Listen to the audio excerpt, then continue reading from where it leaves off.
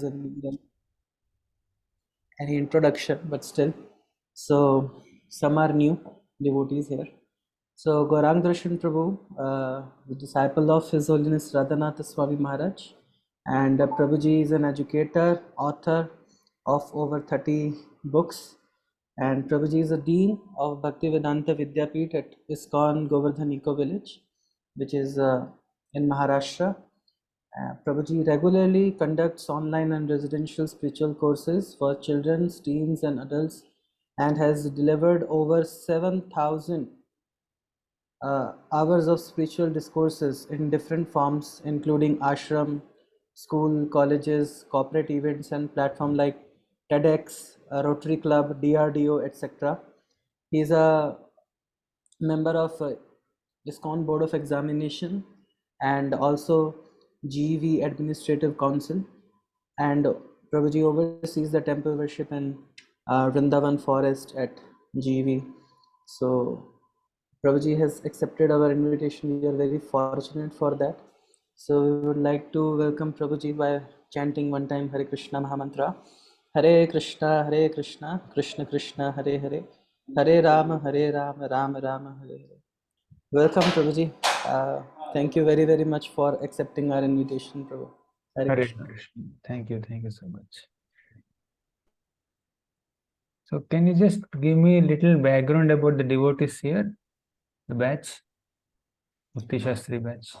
Yes, Prabhu. So 40% of the devotees are from ISKCON Ludhiana, Prabhu, and some of them are from Rohini, and some of them are from Gangtok also. Okay. Thank you very much. Rohini and Punjabi. This is a part of Bhakti Shastri. Yes, part of Bhakti Shastri. Course. Okay. We are starting with you, Prabhu, only. We are starting Bhagavad Gita. This is the first class? This is the first class, Prabhu. Other books are over, or they will... No. It is the first session by you, Prabhu. Okay. Bhakti Shastri course. Great. Thank you so much, Yagnadhanishta Prabhu, for your kind invitation. Although I could not manage to speak as per your expectations, somehow just took out 3 days in my schedule, and I didn't even remember that it was there till you messaged me a couple of days back. But I'll try to serve you by speaking the first 2 chapters of Bhagavad Gita in the next 3 days. Thank you very much. Om Namo Bhagavate Vasudevaya. Om Namo Bhagavate Vasudevaya. Om Namo Bhagavate Vasudevaya. Om Ajnanatimmirandhasya Gnananjanashalakaya Chakshurunmilitam Yena Tasmai Shri Gurave Namaha. Shri Chaitanya Manobhishtam Sthapitam Yena Bhutale Swayam Rupaha Kada Mahyam Dadati Swapadantikam Vandeham Shri Guroh Shri Yutapadakamalam Shri Gurun Vaishnavamscha Shri Rupam Sagrajatam Sahagana Raghunathanvitam Tam Sajivam Sadvaitam Savadhutam Parijana Sahitam Krishna Chaitanya Devam Shri Radha Krishna Padan Sahagana Lalita Shri Vishakhanvitamscha He Krishna Karuna Sindho Dina Bandho Jagatpate Gopesha Gopika Kanta Radha Kanta Namostute Tapta Kanchana Gaurangi Radhe Vrindavaneshwari Vrishabhanu Sute Devi Pranamami Haripriye Vancha Kalpatarubhyascha Kripa Sindhubhya Evacha Patitanam Pavanebhyo Vaishnavebhyo Namo Namaha Jai Shri Krishna Chaitanya Prabhu Nityananda Shri Advaita Gadadhara Shri Vasadi Gaura Bhakta Vrinda Hare Krishna Krishna Krishna Hare Hare Hare Rama Rama Rama Hare Hare. Hare Krishna. I offer my respectful obeisances and to all the devotees who have assembled for today's session on the Bhagavad Gita. We have 3 sessions for 2 chapters of Bhagavad Gita. Ideally, it's less time, especially for those who are reading Bhagavad Gita for the first time. Probably we could spend all 3 days discussing only first chapter and maybe 4 or 5 more days for second chapter. But given the time constraints, we should also have a limit to the class time, and it's not necessary that we discuss everything in a classroom or a Zoom class online. And we will discuss the highlights of a chapter, and I will be reciting every single shloka and explaining the meaning of every single shloka. You also will recite the shlokas. However, we will discuss most essential points from the purports and important connections between first shloka, second shloka, means different shlokas and different sections. So that's how we will proceed in our Bhagavad Gita study. And today we plan to complete the first chapter as much as possible, but I'm not sure about that. And the next 2 days we'll do the second chapter. First chapter has, I think, 46 or 47 shlokas, and second chapter has 72 shlokas. So first chapter is relatively much easier, and there is some storyline also. So we need not spend so much time on the first chapter, considering its easy nature. But second chapter is very deep and very elaborate, so we'll spend more time. So I will be moving a little fast in sections where it's easily understood, but I'll spend sufficient time in sections and shlokas where there is deep philosophical discussion going on. Okay, I hope you're okay with this format. Okay, shall we start? Okay, let's begin with the first chapter. Arjuna observes the armies on the battlefield of Kurukshetra.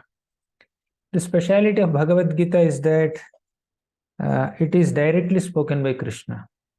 While many other scriptures on the planet are written by so many sages, especially Vyasadeva, Bhagavad Gita is very special because the Supreme Lord Krishna has directly spoken it. And whenever Krishna speaks in Bhagavad Gita, we don't say Krishna Uvacha, we say Bhagavan Uvacha. Shri Bhagavan Uvacha means Krishna is the Supreme Personality of Godhead, and the song that he has sung in Bhagavad Gita is the song of God, and even the birthday of this song is nicely celebrated. You can also recite the shlokas. We have generally this format. I recite the shloka and I may unmute one of you. Whoever is interested to recite shlokas can raise your hands electronically. Then I'll unmute one of you. So like that we'll recite line by line. Yes, Prabhu. First, Gaurav Prabhu. Ekam Shastram Devaki Putra Geetam. Ekam Sastram Devaki Putra Geetam. Eko Devo Devaki Putra Eva. Eko Deva Devaki Putra Eva. Eko Mantrastasya Namani Yani.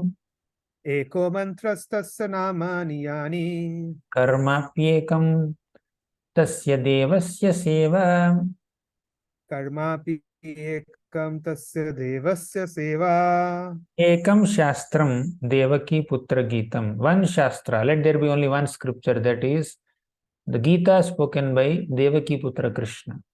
Eko Devo Devaki Putra Eva. There is only one God, that is Devaki Putra Krishna. Eko Mantraha. There is only one mantra. What is that? Krishna's name. Tasya Namani Yani. Karmapi Ekam. There is only one work that we need to do. What is that? Tasya Devasya Seva. To render service unto Krishna. So this is Gita Mahatmya. So Bhagavad Gita has a very special position amongst all the scriptures of available now on the planet. Because Gita was spoken in the context of war, but the content of Gita is life. Okay. Context is war, but content is life. But why did Krishna choose the context of war to speak the teachings of life? The answer is simple. Because people are in great suspense. Okay. People are in great suspense. You know what happened in Kurukshetra, what are the background incidents? Like, to cut the long story short, I hope everyone of you is uh, aware of Mahabharat. So the Kauravas, headed by Duryodhan, they have usurped the property of Pandavas in various ways. Uh, Ultimately, through gambling match, they have taken away all their property, and also they insulted their wife, and they had sent all the Pandavas to Vanavas. But once they came back from Vanavas, Duryodhan did not return that kingdom. Okay. So then war was inevitable. Even Krishna personally went as a peace negotiator. But Duryodhan did not accept any peace proposals. He said, I want war only. So now all the readers of Mahabharata are extremely inquisitive. Okay, war is about to take place, and Pandavas and Kauravas will be fighting with each other.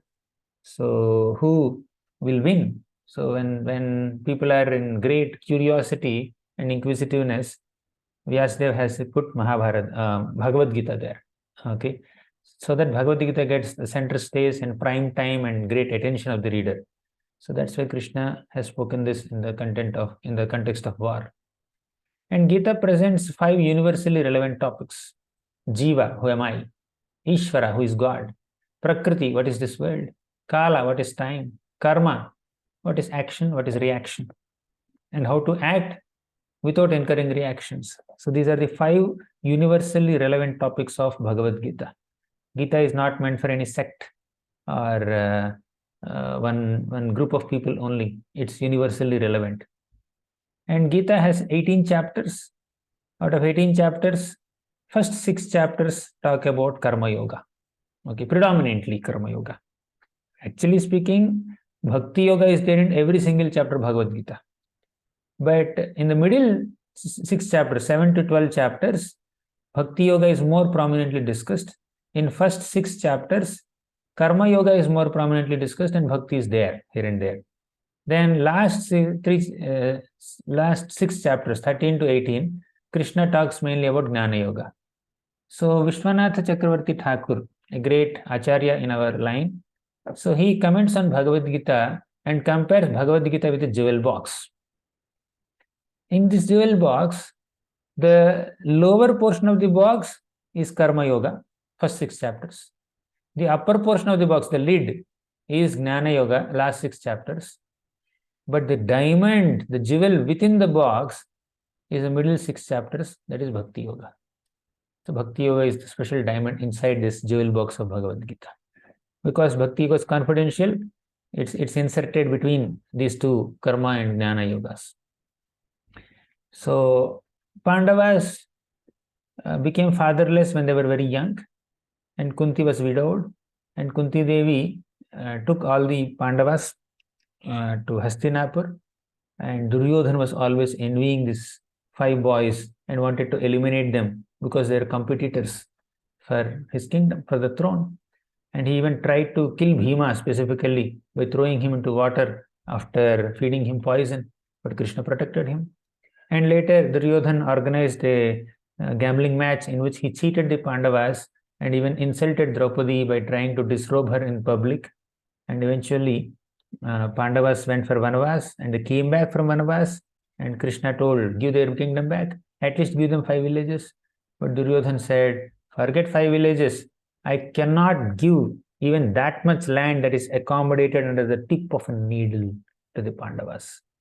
So because of that arrogant nature of Duryodhan, war was inevitable.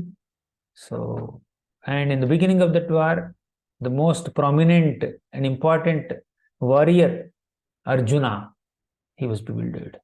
He was completely bewildered. He was confused. And all the confusions of Arjuna were expressed in the first chapter of Bhagavad Gita. Okay, so this is a small prelude. And in this first chapter, we have 5 sections. First section, that has only one shloka. Dhritarashtra's question to Sanjaya. Second section, Duryodhan compares the armies, his army and Pandava's army. Third section, there were some signs of Pandava's victory. Several great personalities blow their conch shells. Third, Arjuna's confusion. Arjuna becomes confused and bewildered seeing his own relatives. And finally, Arjuna gives 4 reasons why he cannot fight in the war. So all the 4 reasons are seen in the last section. Okay, total 5 sections. Do we have Gita Subodhini? By any chance? Gita Subodhini, if we have, yeah, Yes. I think that may be of some help to keep us on track. I can show you the soft copy also. I'm displaying it here. So you can get all the section names. You don't have to write everything. You can get the section titles and what's there in the section from the Gita Subodhini. Anyways, so let's begin with the first shloka. So first section. Recite. Who will recite now? Mukunda Priya Mataji. Dhritarashtra Uvacha. Dhritarashtra Dharmakshetre Kurukshetre. Dharmakshetre Kurukshetre Samaveta Yuyutsavah. Samaveta Yuyutsava Mamakaha Pandavaschaiva. Mamakaha Pandavaksheva Kima Kurvata Sanjaya. Kim Kurvarta Sanjaya. So Dharmakshetre Kurukshetre. Dharmakshetra means a holy place. Kurukshetra is the name of the place, which is a holy place. Okay. Samaveta Yuyutsavaha. Samaveta means they have assembled. Who have assembled? Mamakaha, my own sons. Pandavaha, Pandu's sons. Here, Dhritarashtra has separated his sons and Pandu's sons out of his selfishness. Generally, Raja is one who treats all his prajas equally. Praja means citizens. Praja is not necessarily human beings. Praja includes all kinds of living beings. Right? Praja includes animals also, birds also. So a Raja is supposed to treat all the Praja equally. Right? But here is this Dhritarashtra, he is unable to treat his own sons and his brother's sons equally. He had 100 sons. His brother had 5 sons. He could have easily considered that he had 105 sons, but he never did that out of selfishness, out of greed. Okay, so let's see. Mamakaha Pandava, he separated. Okay, they have assembled Samaveta on the battlefield of Kurukshetra, which is a holy place, Dharmakshetra, right? So with what mood did they assemble? Yuyutsavaha, Utsaha. So there is a lot of excitement in them. They're very enthusiastic to fight with each other. Yuyutsavaha means eager to participate in war. So after having assembled on the battlefield with eagerness to fight, Kima Kurvata, what did they do? Question mark.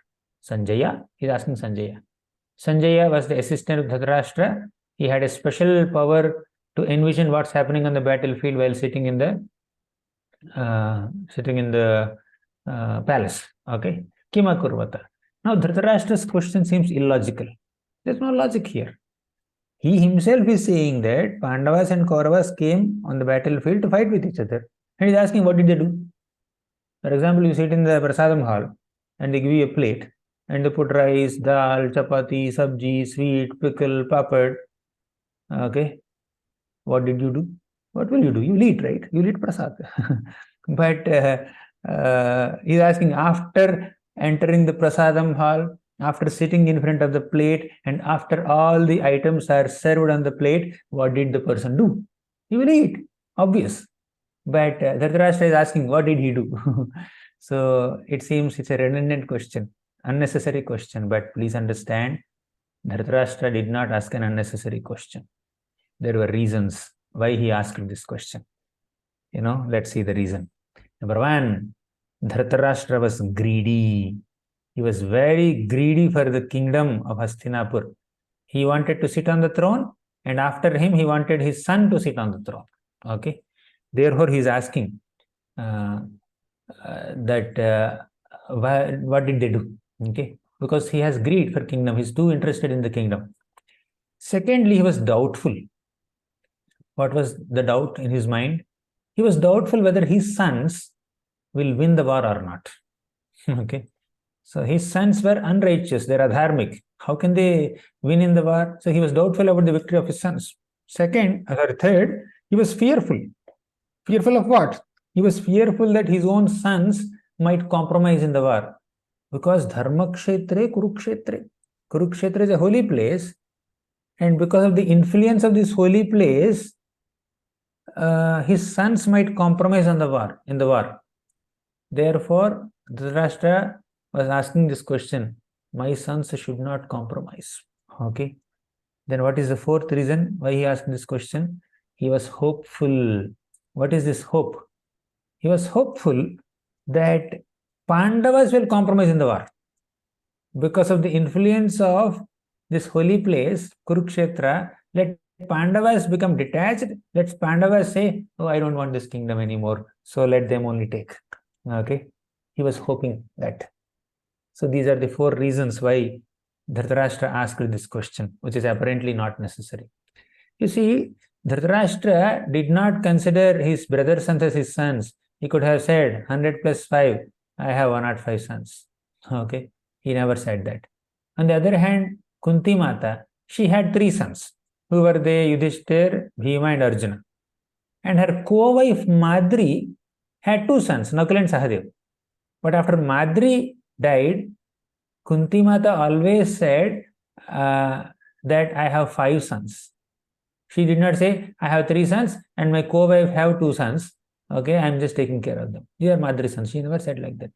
I always, she considered all 5 as her own children. That is Kunti Mata's greatness, because she was a devotee of Krishna, and Dhritarashtra is not such an advanced devotee. Right? So that's the difference. Now you may have a question, why Krishna did not kill the Kauravas? Because Krishna wanted to give credit to his devotees.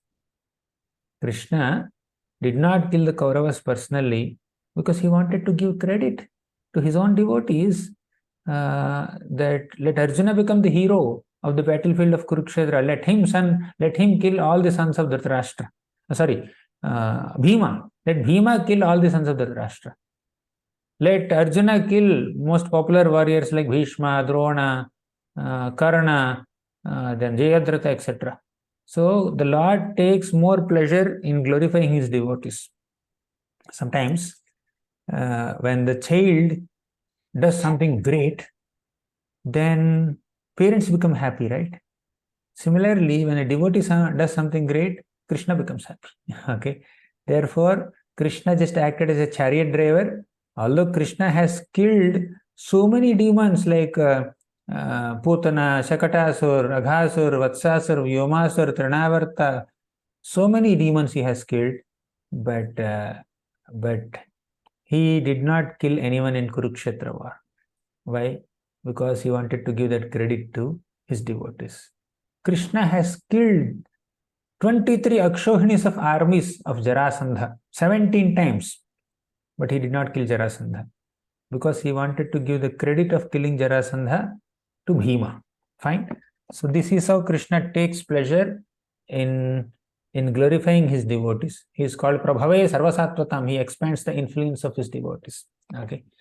So Krishna is like a dharmic farmer, and he would, just like a farmer will uproot weeds in a field, similarly Krishna will uproot Dhritarashtra's sons in this religious field of Kurukshetra. Fine. So these are some thoughts from the first purport. Now, second shloka, second section basically.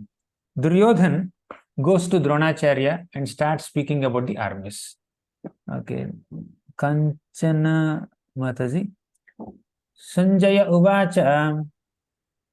Sanjaya Uvacha. Drishtva tu Pandavanikam. Drishtva tu Pandavanikam. Vyudham Duryodhanastatha. Vyudham Duryodhanastada. आचार्यमुपसंगम्य आचार्यम् उपसंगम्य राजा वचनमब्रवीत् राजा वचनमब्रवीत्। दृष्ट्वा तु पाण्डवानीकम्. So Duryodhan has seen this armies arranged by Pandavas. Vyudham Duryodhanastada Acharyam Upasangamya. Seeing all these armies, Duryodhan went to Acharya. Who is that Acharya?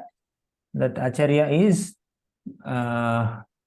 our Dronacharya. Okay. So Dronacharya was the military teacher of the Pandavas and Kauravas, both. Right. So Duryodhan approached Dronacharya and started speaking to him. Okay. Vachanam Abravit. He started speaking to Dronacharya. What was that? Let us see. Third shloka. Piyush Prabhu.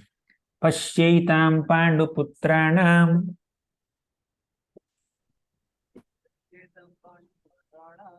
Acharya Mahatim Chamum Vyudham Drupada Putrena Tava Sishyena Dhimata Pashyaitam Panduputranam. Pashya etam. Pashya means see. Look at this armies which Panduputra have arranged. Panduputra means Pandu's sons. Acharya Mahatim Chamum Vyudham Drupada Putrena. So who helped Pandavas in organizing this whole armies? Drupada Putra means the son of Drupada. Who is that? Drishtadyumna. Tavasishyena Dhimata. And who is the Drishtadyumna? Tavasishyena. He is the disciple of Dhritarashtra only. Right? Dhimata is very intelligent. Now Duryodhan is indirectly taunting Dronacharya. Dronacharya, you have accepted this Drishtadyumna as your disciple. Isn't it too much? Because he was born to kill you, but still you have given him military education. And after receiving education from you, he helped your enemies, the Pandavas, in organizing their armies, and they're standing in front of you. And earlier, Dronacharya and Drupada Maharaj had some conflict. You know that, right? So Dronacharya goes to beg some milk and some livelihood from Drupada Maharaj. Drupada wouldn't pay any charity. So that's the conflict. So Duryodhan is trying to instigate that anger in Dronacharya by reminding him of Drupada Maharaj. Generally, when somebody reminds you of someone with whom you had some fight, you become angry, right? So that's what Duryodhan is also doing. So diplomatic people like Duryodhan, they take advantage of others' weaknesses. Okay. If Dronacharya becomes angry with Drupada Maharaj, that will favor me. In anger, he will kill all these people. Okay. So with that intention, he spoke. So he's a very diplomatic person. Okay. What else did he speak? He started speaking about Pandava's army. Third shloka. Rukmini Mataji. Atra Sura Maheshwasa अत्रसूरा महिषासा Bhima Arjuna Samayudhi भीमार्जुनसमायुधे Yuyudhano Viratascha युयुधानो विराटश्च Drupadascha Maharatha द्रुपदश्च महारथः. Atra Sura Maheshwasa. First he speaks about Pandava's army, which is arranged by Drishtadyumna.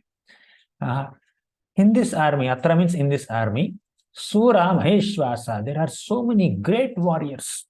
Bhimarjuna Samayudhi, they are equal to Bhima and Arjuna. Bhima and Arjuna are very popular warriors.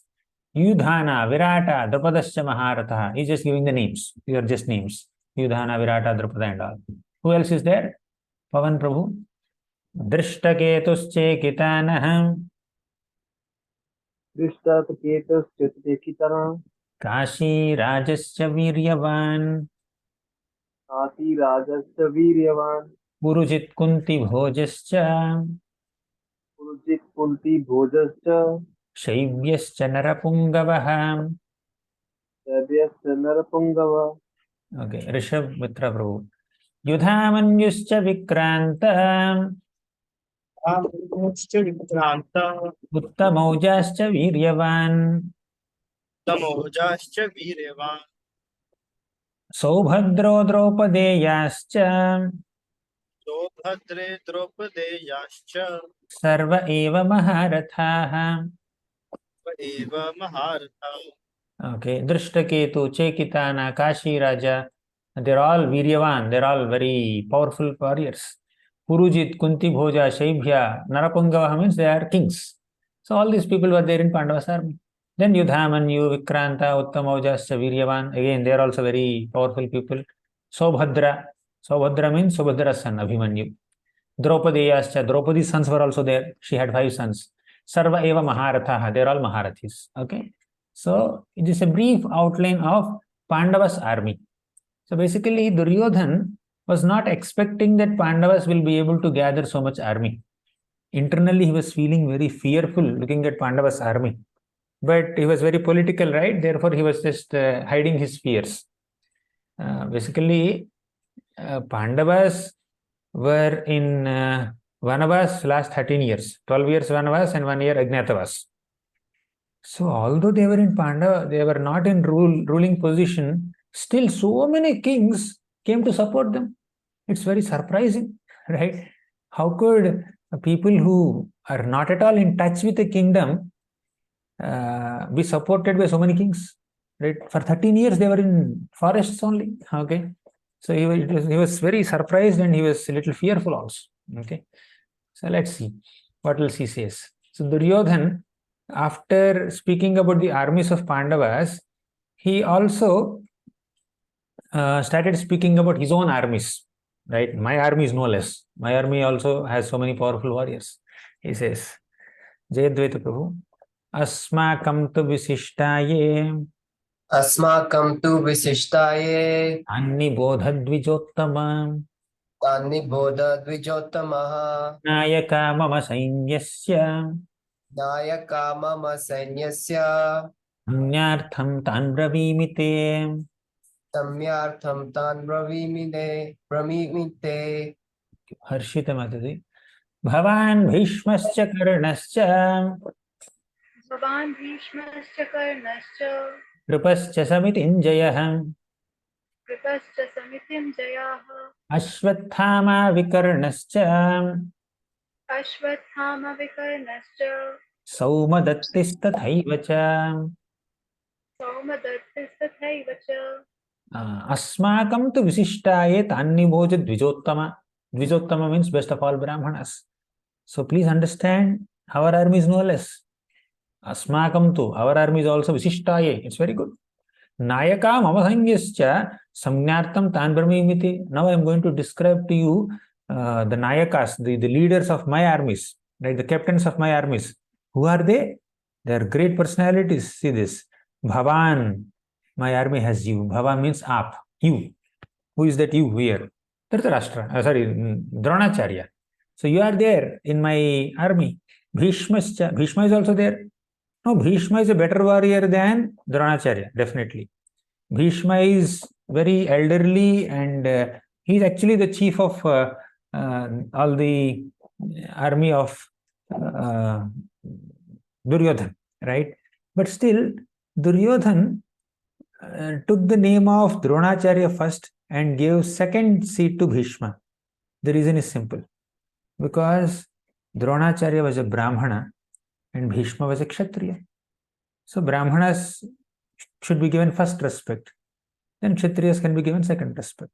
So that's why, because he is very political, he has great Rajaniti, understanding of Rajaniti, therefore he just kept Dronacharya's name first. Okay. Then Karna is also there. Kripa, Samitinjayaha. Then Ashwathama is there, Vikarna is there, Saumadattis Tathaivacha. He just spoke some names. Now, amongst all these great warriors, Vikarna's name also is coming, right? Vikarna is not such a great warrior, by the way. Oh, here, Drona, Bhishma, Karna, Ashwathama, they are all very, very big people. But he is speaking about Vikarna also, along with all these people. The reason is simple. Although Vikarna is not as great warrior as Bhishma or Drona, Duryodhan took his name because Vikarna supported Pandavas. Vikarna spoke in favor of Draupadi when Duryodhan ordered that Draupadi may be disrobed. So Vikarna spoke in favor of Draupadi. So that word spoken by Vikarna made Duryodhan concerned. My God, Vikarna may not, if I don't even take his name in this list of warriors, he may not be inspired to assist me properly. Therefore, for all political reasons, to be politically correct, I will also speak his name in the list of prominent warriors. So that's why he spoke. So this is a summary. Arjuna, Bhima, Bhishma, these are all armies from both sides, 7 to 9.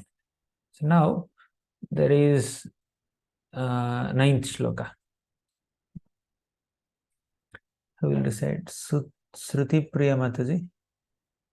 Anye cha bahavaha sura अन्ये च बहवः शूरा madarthe tyakta jivitah मदर्थे त्यक्तजीविताः nana shastra praharanah नानाशस्त्रपहरणः sarve yuddha visharadaah survey युद्धविशारदाः Anye cha bahava suraha. There are other great heroes also. Madarthe tyakta jivitaha. Madarthe means for my sake. Tyakta jivitaha. They can give up their lives also. Means they are very dedicated to me. They are very loyal to me. Whatever is required to protect my interests, they will do the needful. They will extend themselves. So to that degree, they are very dedicated. He's speaking like that. But indirectly, he is saying that yes, because they have taken my side, they will definitely die. Acharyas interpret this line in that way. Because they have taken Duryodhana's side, they are destined to die anyways. Although Duryodhana is speaking very proudly, they can give up their lives for me also. Okay. Yes, definitely they will give up their lives because they have taken your side. That's the point. So next. Nana Shastra Praharanaha. They are very well equipped with so many shastras and they are very knowledgeable of how to use those shastras. Sarve Yuddha Visharadaha. They are experts. Visharada means one who is an expert. Yuddha Visharada means an expert warrior. So all these people who are on my side, they are expert warriors. Okay. So our Duryodhan is actually insecure inside, but he is presenting himself as very confident externally, right? He was confident. Actually, his confidence was dependent on Bhishma and Drona. Because when Duryodhan ordered that Draupadi be disrobed by Dushasan, Bhishma and Drona did not speak much there. They spoke a little bit, but definitely they ultimately supported him. The reason is that they were obliged, not that at heart they are supporting him, but they were obliged to support. Sometimes we may get obligatory support, sometimes we get heartfelt support. These two are different. Anyways, so Bhishma, Duryodhan was specifically dependent on Bhishma and Drona, and he is showing some confidence, symptoms of confidence now. Later he says that Bhishma is protecting my army. He is a more experienced general. And Pandava's army is being protected by Bhima. Bhima is a less experienced general. Therefore, I am in a better situation than the Pandavas. That was his conclusion. Okay. So, this we have recited this shloka, right?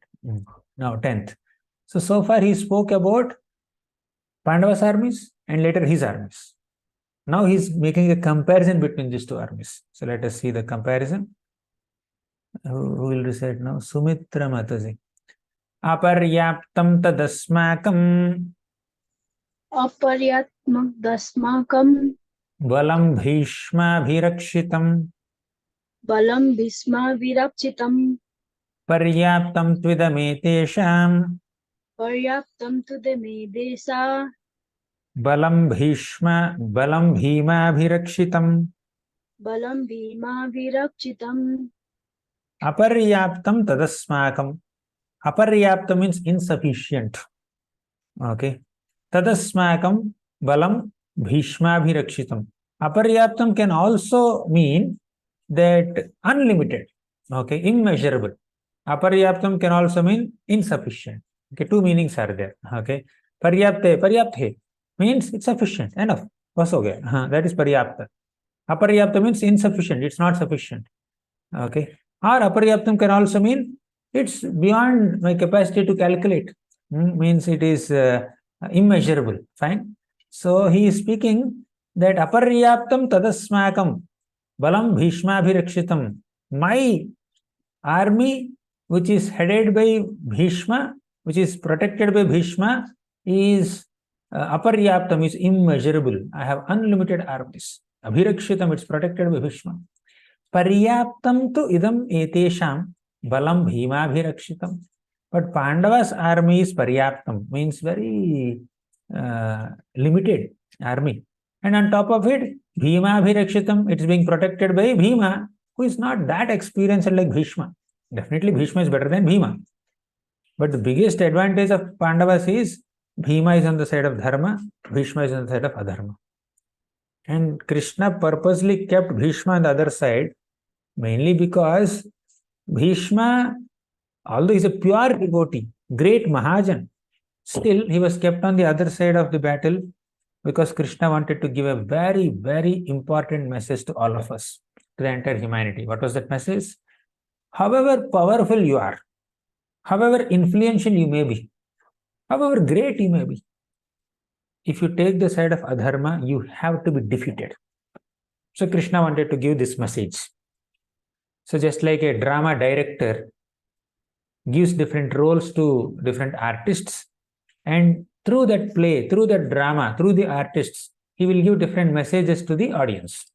Similarly, Krishna is the Supreme Master, Supreme Director. He is using all his devotees and other people as instruments in his will, and he gave this important role to Bhishma. Bhishma, you are most powerful and you should take the side of Adharma, and you will be defeated by people who are not as powerful as you. Arjuna was not as powerful as Bhishma.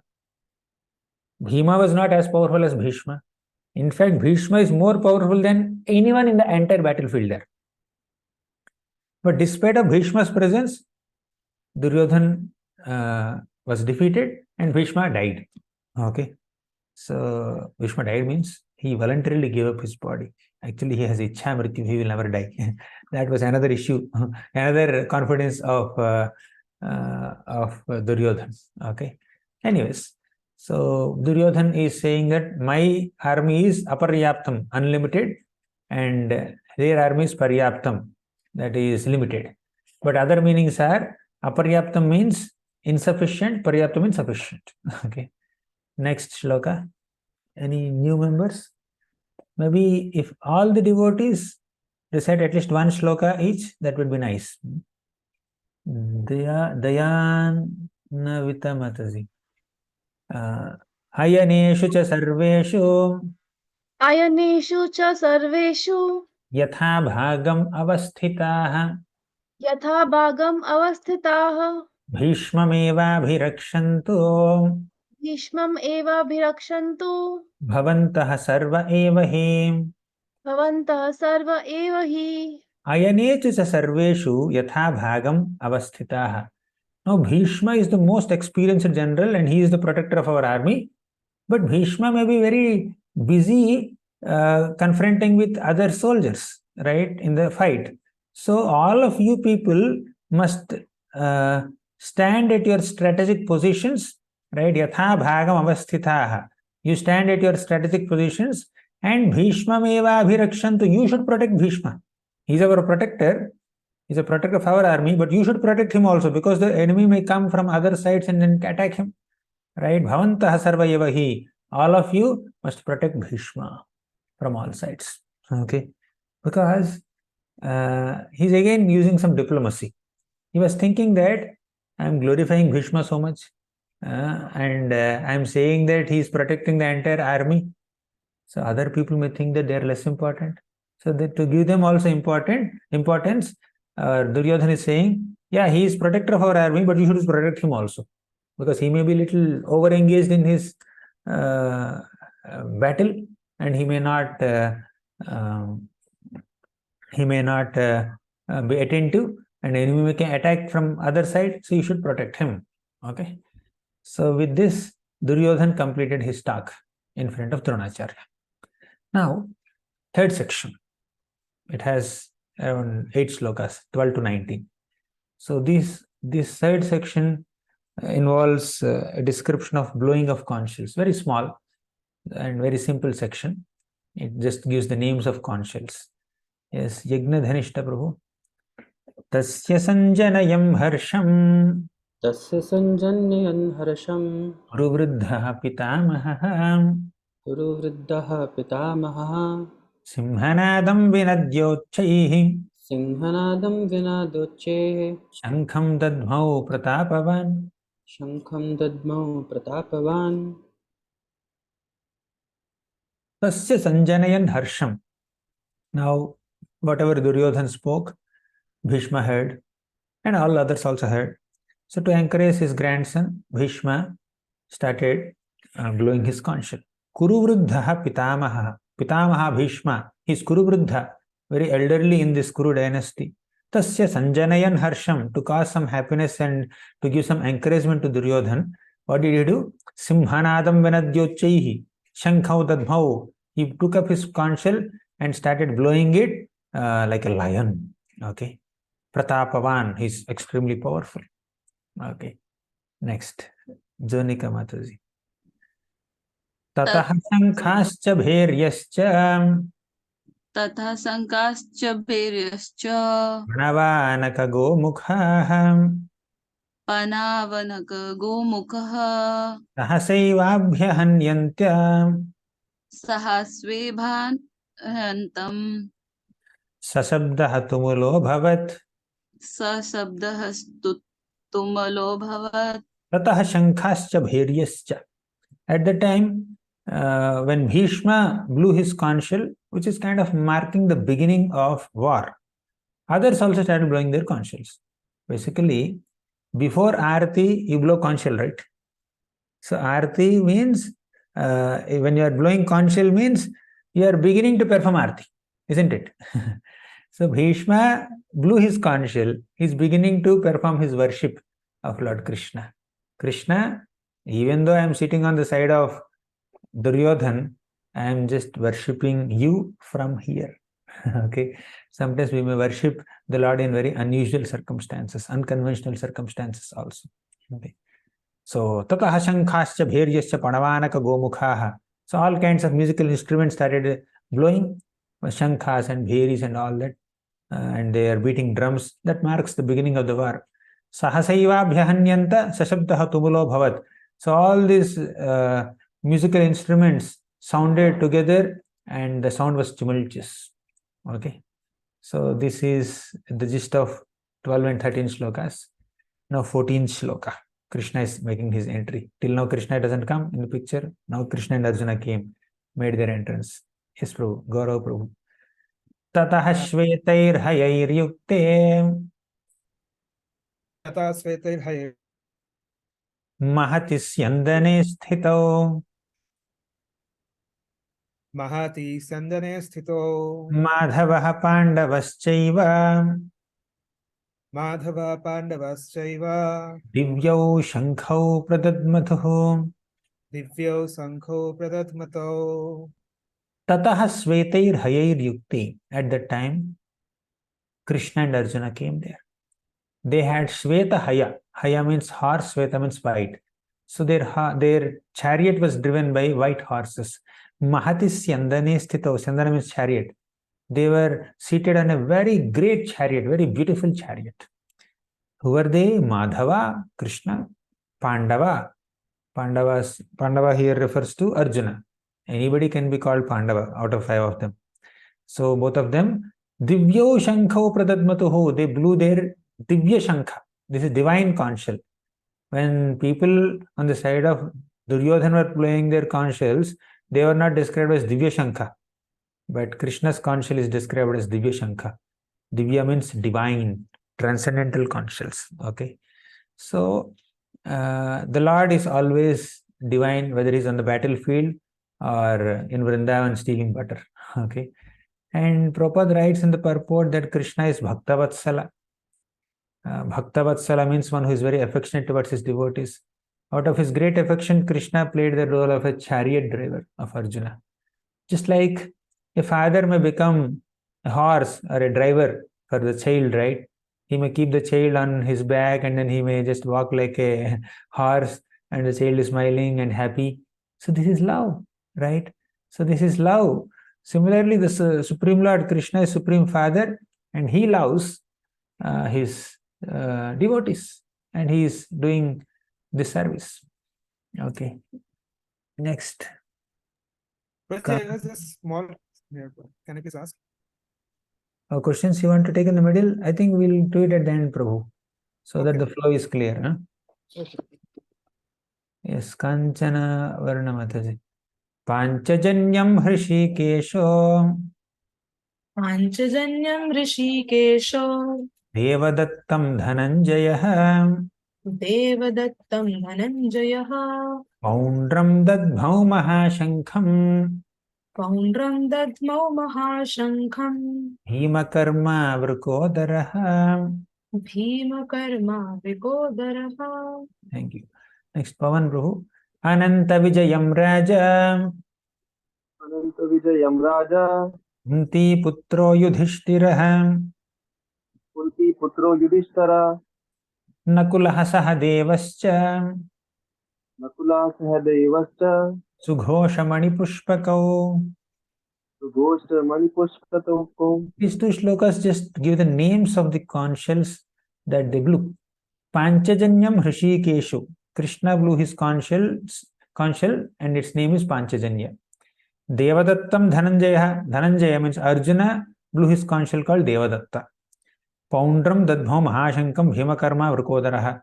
Bhima blew his conch shell, Mahashankam, which is Poundram.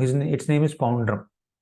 And Bhima is described as Vrkodara, means one who eats so much and one who performs very Herculean tasks. Then, Ananta Vijayam Raja Kunti Putro Yudhishthira. So, Kunti Putra Yudhishthira blew a conch shell named Ananta Vijaya, and he is Raja, Maharaj. He is the king, right? Nakula and Sahadeva blew their conch shells called Sughosha and Manipushpaka. Okay, clear? Very simple names of the conch shells. Next. Who all the others who blew their conch shells? Anish Gupta Prabhu. Kashyascha Parameshvasaham Kacyasya Parameshwasa Shikhandi cha Maharathaham Shikhandi cha Maharatha Drishtadhyumno Viratascha Drishtadyumno Viratascha Satyakischa Parajitaham Satyakischa Parajita Drupado Draupadeyascha Drupado Draupadyascha Sarvashah Prithivipate Sarvasyaha Prithvipate Saubhadrascha Mahabahu Saubhadrascha Mahabaho Shankhan Dadbhau Prithak Prithak Shankan Dadmau Prithak Prithak Kashyascha Parameshvasah Shikhandi cha Maharatah. Now in these two shlokas, Sanjaya is describing. By the way, everything is spoken by Sanjaya in this chapter. First, Dhritarashtra asked the question in the first shloka. So rest of the chapter is Sanjaya's response to that question. So, Shikhandi cha Maharatah. Shikhandi was there. Drishtadyumna, Virata, Satyaki, then Drupada, then Draupadi's sons, then Sarvasya Prithivipate means all of them are kings. Saubhadrascha means Abhimanyu was there, Subhadra's son.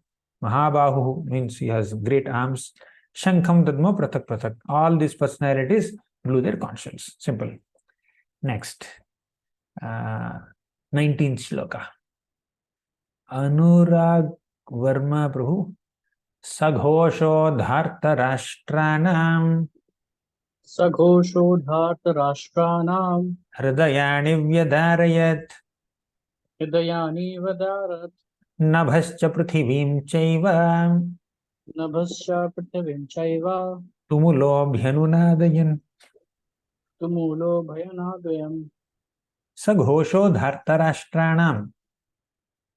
Dhartarashtra means sons of Dhritarashtra. Who are they? Duryodhan, Dushasana, etc.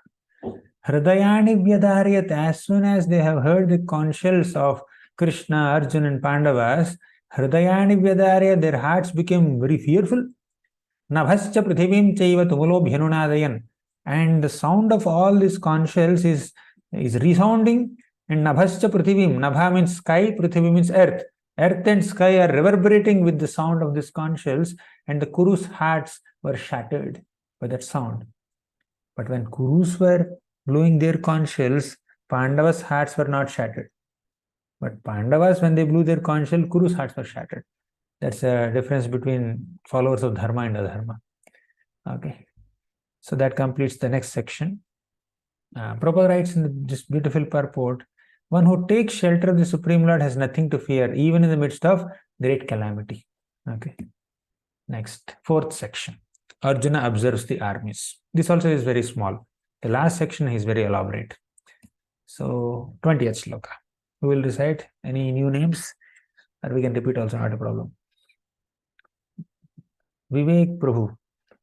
Athavyavasitan drishtva Athavyasithan dasta Dhartarashtran kapidhvajah Dhritarashtran kapidhavaja Pravritte shastra sampate Vivritte shastrik sampate Dhanurudyamya pandavah Dhanurudyam pandava Hrishikesham tada vakyam Rishikesha tada vakyam Idam aha mahipate Idam mahamahipate. Athavyavasitan drishtva Dhartarashtran kapidhvajah.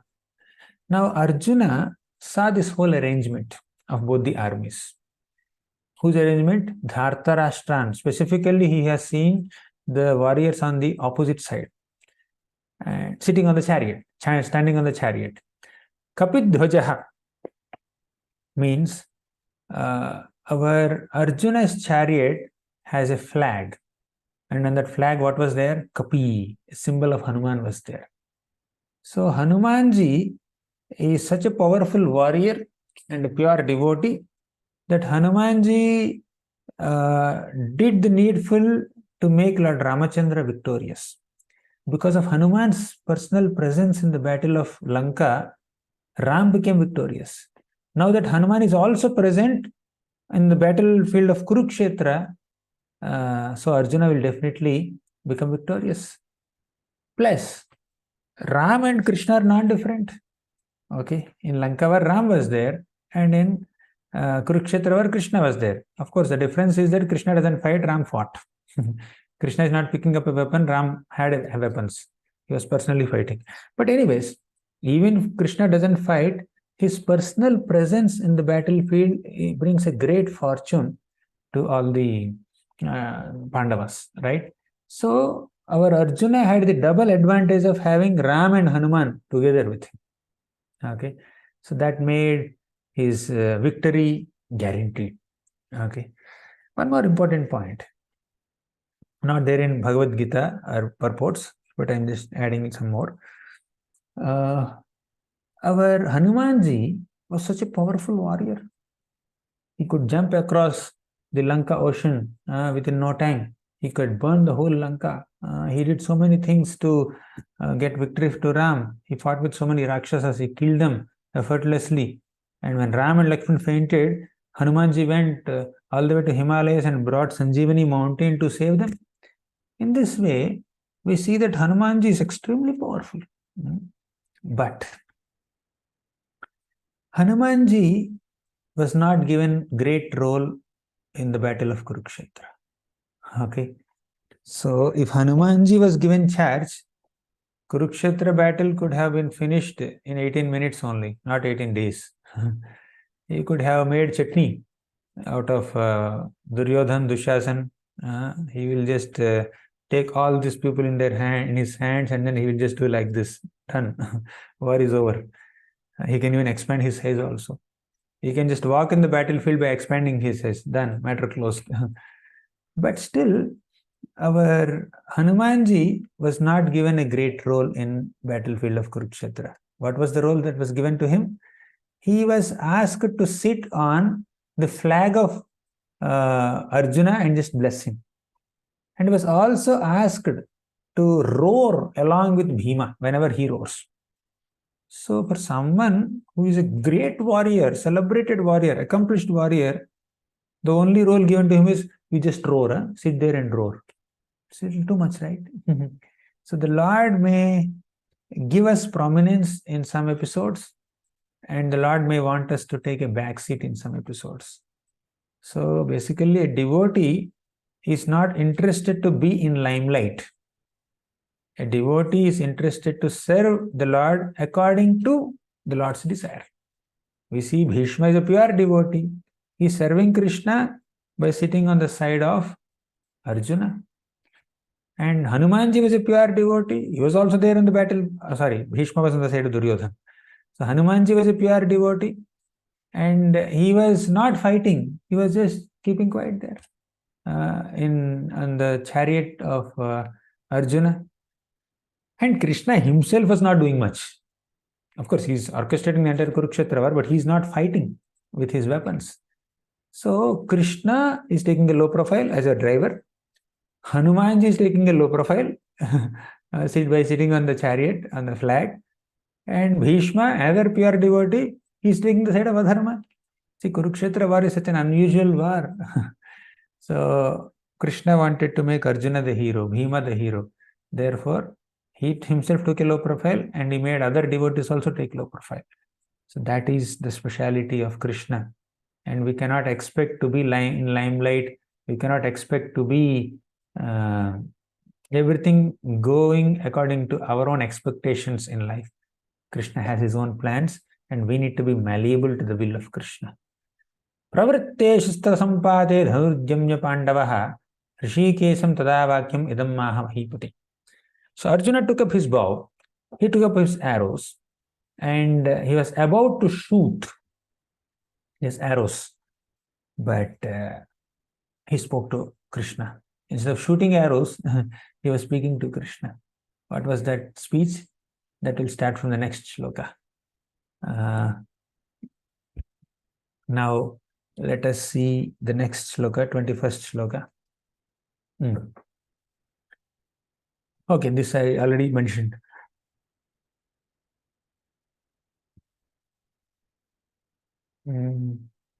Okay, so much explanation I thought of giving, but we need to complete the chapter, so I am just moving ahead.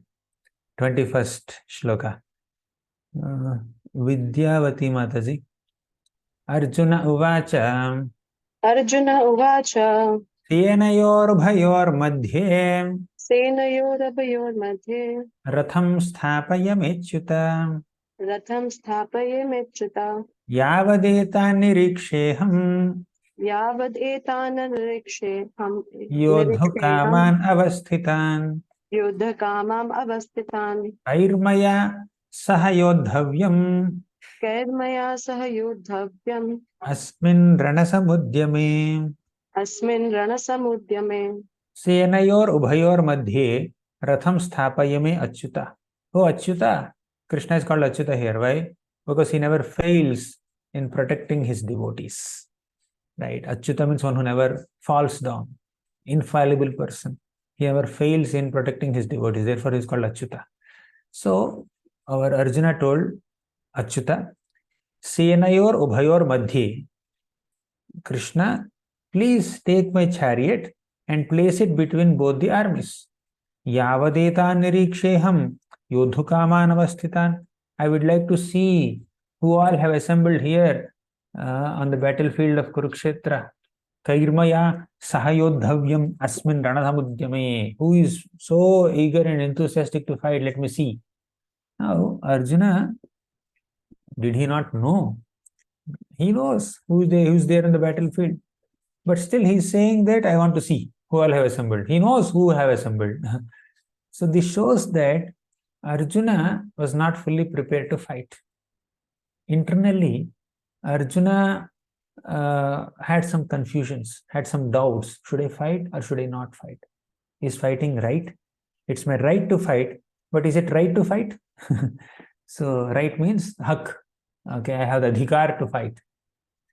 But is it proper to fight with my own relatives? He had all these confusions in his mind. So therefore, he wanted to see. Okay, I already spoke this. 22nd shloka. Piyush Prabhu. Yotsyamanaan aveksheham.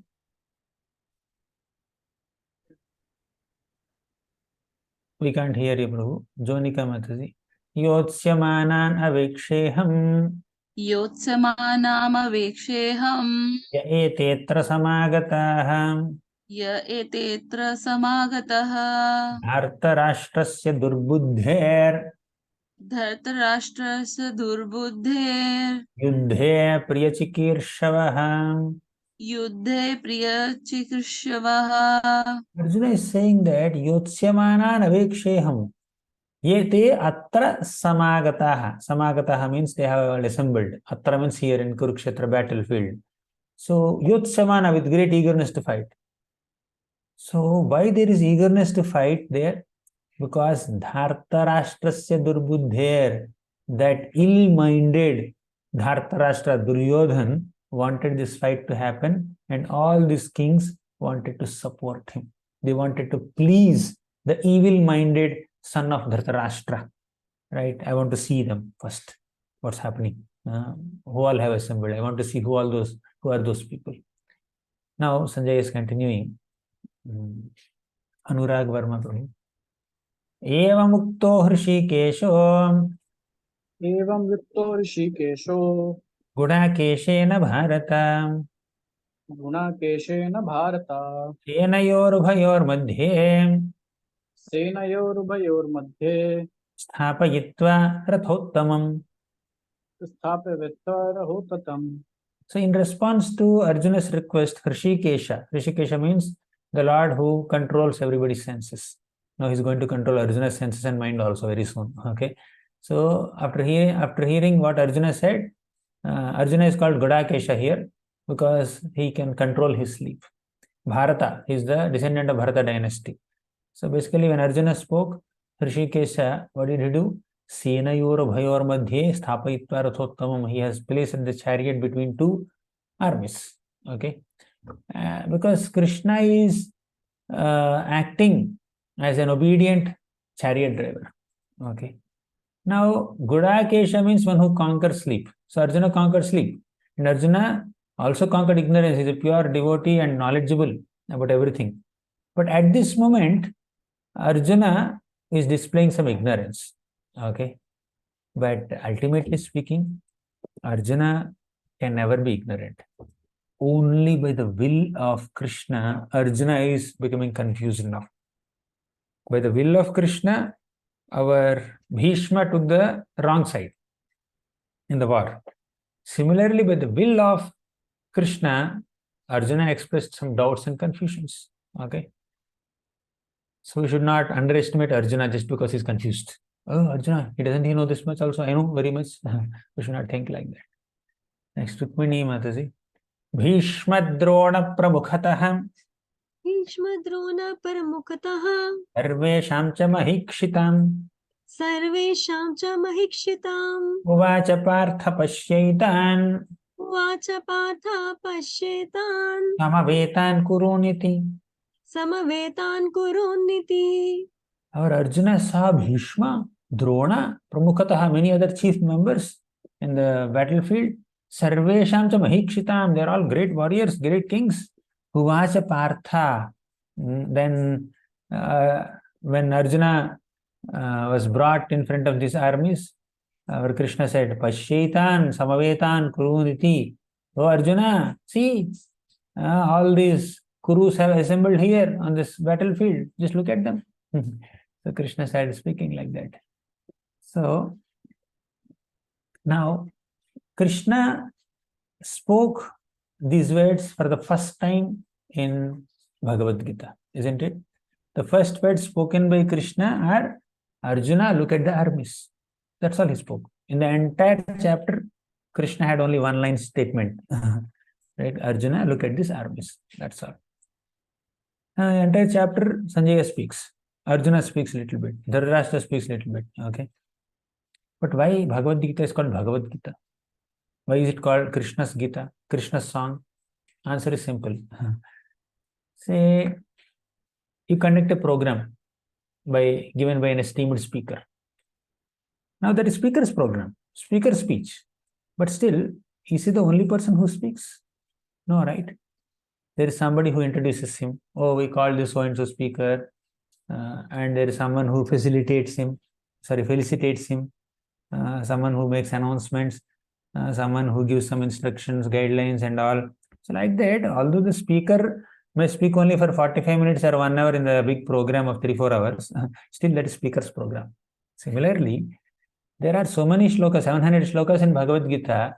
In that, Krishna spoke only 574 verses. Remaining 126 shlokas were spoken by Sanjaya, Dhritarashtra and Arjuna. Arjuna speaks 84 shlokas. Sanjaya speaks 41 and Dhritarashtra 1. Okay. So, but still it is called Krishna's Gita because it is his program. He is the main speaker. Okay. Now, as super soul in everybody's hearts, Krishna knows exactly what's happening in Arjuna's mind. Okay. 26th shloka. Arjuna sees all the relatives on the battlefield. Harshita Mataji. Tatra pashyat sthitan partha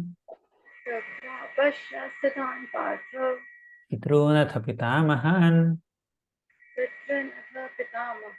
acharyan matulan bharatrun putran pautran sakhims tatham vashuran suhrudaschaiva senayorubhayorapi. So this shloka describes the various kinds of relatives that Arjuna has seen on the battlefield. So we will see Arjuna, what are the different relatives he has seen. Fathers like Bhurishrava, grandfathers like Bhishma and Somadatta, teachers like Dronacharya and Krupacharya, uncles like Shalya and Shakuni, brothers Duryodhan, Vikarna, etc., sons Lakshmana Kumara and others, grandsons, sons of Lakshmana Kumara, then friends like Ashwathama, fathers-in-law Drupada, well-wishers Kritavarma, of course, ultimate well-wisher is Krishna, Suhridam Sarvabhutanam. Basically, Arjuna has seen these 10 kinds of relatives. That's what the shloka speaks, 1.26. 10 kinds of relatives. So now, is war bad? Arjuna is not inclined to fight. So is war bad? The answer is simple. It depends on what is the motive behind the war.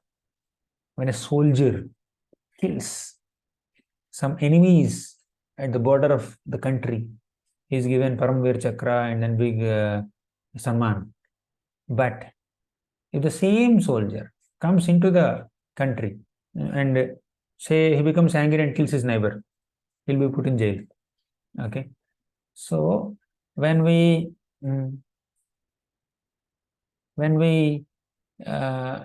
kill on behalf of government or behalf of the Lord, it is not considered sin. But when we start killing whimsically on our own accord, then that's a great sin. So we should not commit that sin. So what Arjuna is doing on behalf of Krishna on the battlefield of Kurukshetra was bona fide. It is not a sin. Okay. So 27th shloka. Jayadvaita Prabhu. Tan samikshya sa kaunteyah. Tan samikshasya kaunteyah. Sarvan bandhun avasthitan.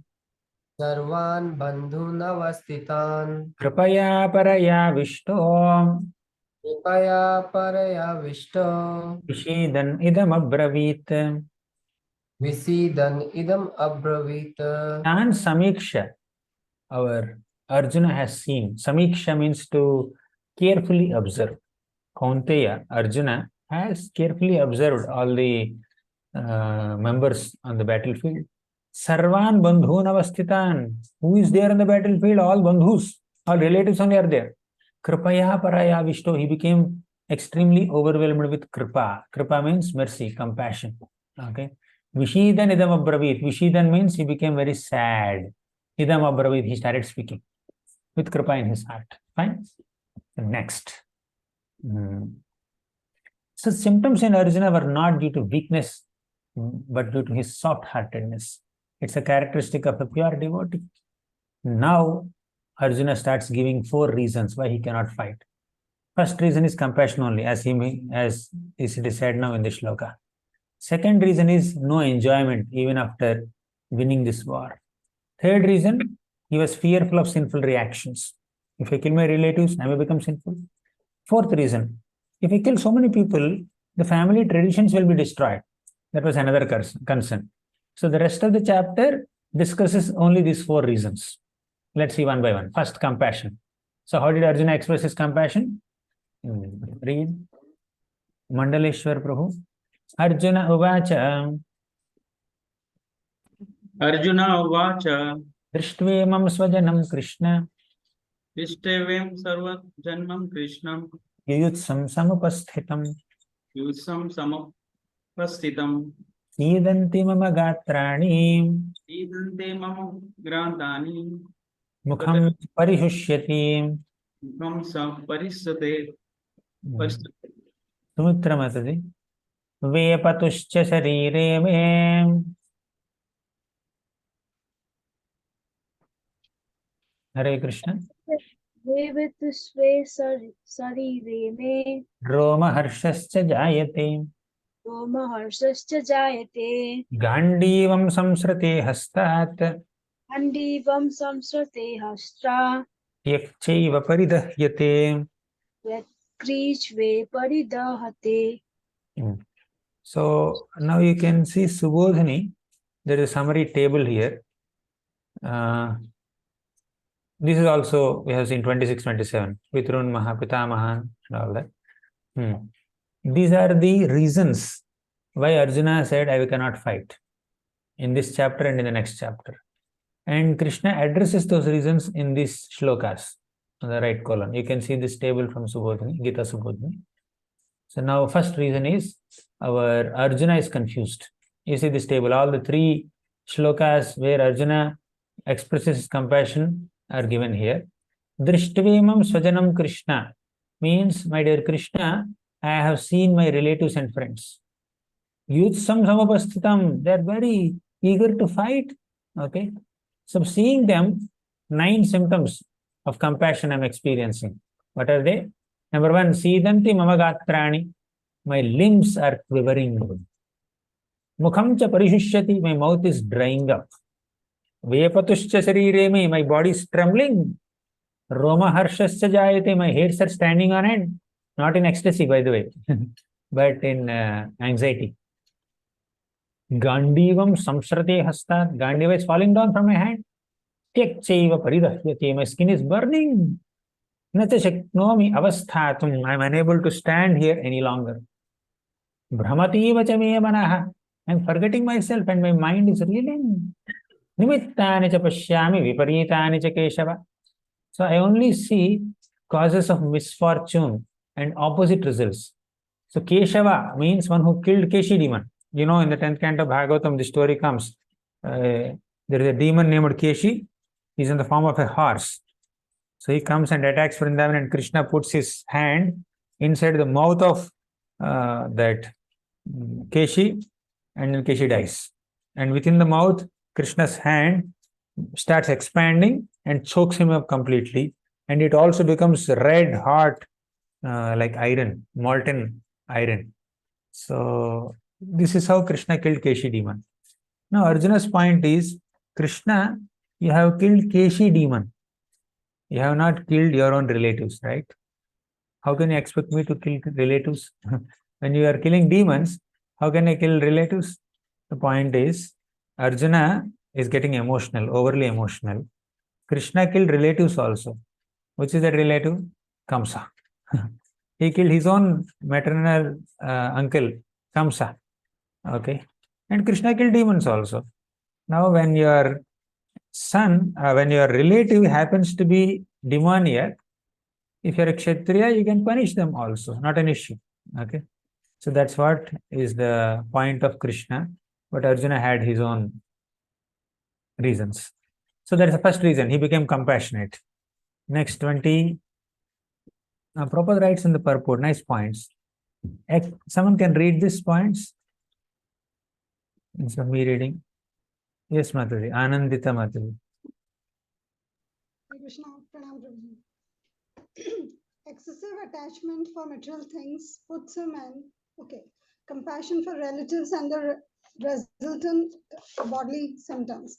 Excessive attachment for material things puts a man in such a bewildering condition. Everyone is interested in himself and his own welfare. One's real self-interest lies in the fact, I can't say, lies in the interest of Krishna, the conditioned, just a second. Okay. So, The excessive conditioned soul, attachment, it's okay. okay, I got it. One's real self-interest lies in Vishnu or Krishna. The conditioned soul forgets this and therefore suffers material pains. Excessive attachment for material things makes a man confused.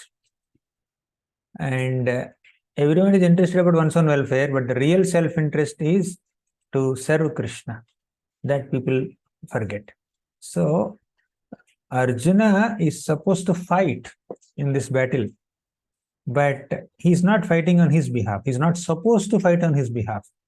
He's supposed to fight on behalf of Krishna, right? So, Krishna descended on this planet to do three things. What are they? Paritranaya sadhunam, to protect the righteous. Vinashaya cha dushkritam, to punish the vicious. Dharma samsthapanarthaya, to establish dharma. So he came to do these three things. He does it personally, and sometimes he takes the assistance of his devotees to do these three things. Now, Krishna killed so many demons, and there are many more demoniac people on the battlefield of Kurukshetra, and Krishna wanted assistance of Arjuna to do that. So, what Arjuna is doing on the battlefield of Kurukshetra, the killing job, is actually service to Krishna. It is bhakti. Sometimes killing is also bhakti, right? So by killing one can do bhakti, or by saving, by protecting people also one can do bhakti. It's like that. Okay. Next. Second reason why Arjuna is saying I will not fight, because he has no desire for kingdom. Okay. He doesn't see any enjoyment in victory also. Mukunda Priya Mataji. Nacha Shreyo Nupashyami. न च श्रेयोनुपश्यामि Atva Swajanamahave. अथवा स्वजनमहवे Nakankshe Vijayam Krishna. न काङ्क्षे विजयं Krishna Nacha Rajyam Sukhanicha. न च राज्यं सुखानि च Nacha Shreyonu Pashyami. I don't see any welfare, anything good. No Shreya. I don't see anything good here. Hatva Swajanamahave. By killing one's own relatives, what good can we get? Nakankshe Vijayam Krishna. Oh Krishna, I don't want Vijayam. I don't want victory. Nacha Rajyam. I don't want kingdom also. No victory, no kingdom. Sukhanicha. No happiness. Okay. Three things he rejected. No victory, no kingdom, no happiness. Okay. Because I can't kill my own relatives. Rukmini Mataji. Kim no rajyena govinda. Jina Govinda, Kim bhogair jivitena va. Kim Bhoge Jivitena Va, Yesham arthe kangshitam no. Yeshamarte Kangshitam No, Rajyam bhogaha sukhanicha. Rajyam Bhoga Sukhani Cha, Tayimeva sthita yudhe. Te Me Vastita Yudhe, Pranam styaktva dhananicha. Pranam Styaktva Dhanani Cha, Acharyaha pitaraha putraha. Acharyaha Pitraha Putras, Tathaiva cha pitamahaha. Tatheva Cha Pitamaha, Kim no rajyena govinda. Oh Govinda, what will we do with this rajya? Kim bhogair jivitena va. What do we do with this bhoga, all this enjoyment and jivita, life itself? Yesham arthe kangshitam no. For whom are we desiring all this? For our own relatives, right? Generally, people accumulate wealth or facilities so that they can enjoy with friends and relatives. But when friends are there, relatives are not there. Akela, alone, single person, how can he enjoy? So even if I get so much of enjoyment and kingdom, Without my relatives, I won't be able to relish them. So all this bhoga and sukha are not needed for me. No rajyam, no bhoga, no sukha. Taimeva sthita yuddhe pranam sektva dhanani cha. All those people for whom I am desiring all this wealth uh, are, are assembled on the battlefield. Pranam sektva, they are ready to give their prana also, dhana also. Acharyas, pitaraha means fathers, putraha, sons, tathaiva cha pitamaha, grandfathers, pitamaha also. All categories of relatives are sitting on the battlefield to die. But even if I win this war, what will I do with that victory? Without my friends, without my relatives, how can I enjoy it all? No enjoyment without relatives. That is second reason. First reason was compassion. He had so much compassion and kindness upon his relatives. He said, I will not fight. Second reason why he did not fight is no enjoyment, even in victory. So Arjuna called Krishna as Govinda. It indicates that, oh, Govinda means one who satisfies other senses. Go means senses, Vinda means one who gives pleasure to. Go also can mean cows. Krishna gives pleasure to cows. Krishna can give pleasure to senses also. So, Krishna, you are Govinda, therefore you are supposed to satisfy my senses. That's what Arjuna is saying. Okay. But if we try to satisfy Krishna's senses, we are automatically satisfied. Okay. He's continuing. We will decide. Vivek Gupta Prabhu. मातुलाः स्वसुराः पुत्राः मातुला स्वसुराः पुत्रा यालाः सम्बन्धिनस्तथा याला सम्बन्धिनस्तथा एतान् हन्तुमिच्छामि एतन्नाहनुम् इच्छामि घनतोऽपि मधुसूदन घनतोऽपि मधुसूदन अपि त्रैलोक्यराज्यस्य अपि त्रैलोकराज्यस्य हेतोः किं नु महीकृते हेतो किं नु महित्रते निहत्य धार्तराष्ट्रान्नः निहत्य धृतराष्ट्रान् का प्रीतः स्यात् जनार्दन. का प्रीता स्यात् Janardan. So he says Matula, Swasura, Putra. Basically, he's enumerating all the different categories of relatives on the battlefield. Shyala, brothers-in-law, Sambandhinasthatha, all kinds of relatives. Etanna hantumichhami, I have no desire to kill them. Ghnatopi Madhusudana. Madhusudana, you have killed a demon named Madhu, not your own relatives. Please don't ask me to kill my relatives. Api Trailokya Rajyasa, even if you give me the Rajya of 3 worlds, Hetoh kimnu mahikrite, even if you make me the king of entire earth, Nihatya dhartarashtannaha kapritissa janardhana. What enjoyment will I gain by having all that kingdom if I kill my own relatives? So I cannot kill my own relatives, my dear Arjuna, my dear Krishna is saying that. So no desire for kingdom, no pleasure without relatives. That was his reason. Okay. So, but although Arjuna is detached from kingdom, still Krishna is instigating him to fight. The reason is that although devotees may forgive an offender and excuse a person, but Krishna will not excuse. So when somebody offends a devotee, for example, Kauravas offended Draupadi and Pandavas, now Arjuna is willing to forgive them, but Krishna doesn't forgive. When somebody commits an offense to a devotee, Krishna will take an action. So Krishna wanted Arjuna also to take an action. That's the important point here. So next, third reason, fear of sinful reactions. I think we should do it tomorrow. It's 8:15 and 9 o'clock basically. So 1.5 hours we already discussed. We will start from this shloka tomorrow, from 36th shloka.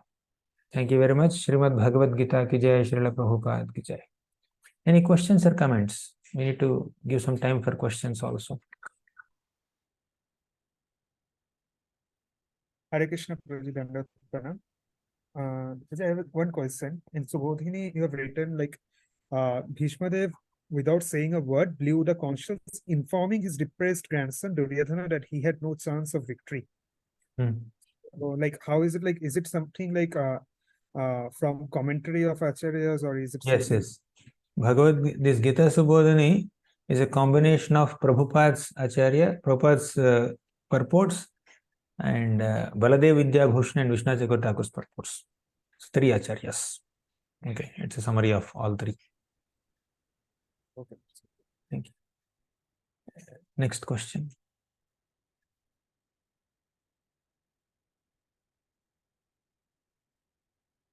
Yes, someone can ask. I don't know. Hare Someone... Krishna, Prabhuji. Yes, Mataji. Can we get that PPT which you were showing us Okay. Okay, Mataji.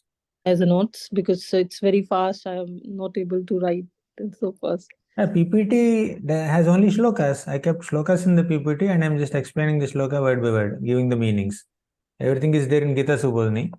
If you want, we can share PPT, but PPT is actually redundant. Only shlokas. Instead of showing the Veda base, I'm showing the putting this. We have the soft copy of Gita Subodhani, because Yeah, I'm it's saying there. Soft copy is there. It's can there on Amazon. Amazon, that ebook you can download from Amazon. ebook. Kindle version, right? Kindle version, correct. It works anywhere. It works on laptop also. Okay. Let me see. यहाँ पे थोड़ा सा restrictions रहता है कल से. Okay. Okay, Prabhuji, one question, maybe it's a silly one. So, when everybody blow their conch shells, so even after that, everybody had wait for that conversation which goes on for 45 minutes and so between Krishna and Arjuna. So, is there any description about this? Description of, can you just say that again, Mataji? Or something like until unless everybody's start fighting or so, because it's blowing shell is not the starting of the fight or so. Yeah, it is the starting of the fight.